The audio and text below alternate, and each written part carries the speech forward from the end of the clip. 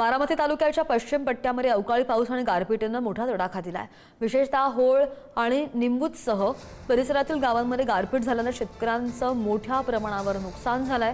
भाजीपाला पिकांसह फळबागा जमिनीवर आडव्या झाल्यात आणि यानंतर युगेंद्र पवारांनी शेतकऱ्यांच्या बांधांवर जाऊन या नुकसानीची पाहणी सुद्धा केली आहे। शेतकऱ्यांशी संवाद साधला। युगेंद्र पवार यांनी एकूणच परिस्थितीचा आढावा सुद्धा घेतलाय।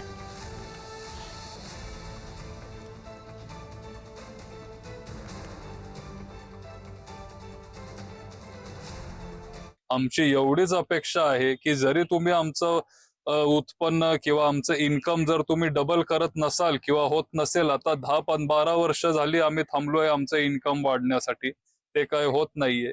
पण कमीत कमी असं जेव्हा एक संकट आमच्यावर जेव्हा येते तेव्हा शासनाने धावून आलं पाहिजे, आम्हाला मदत केली पाहिजे।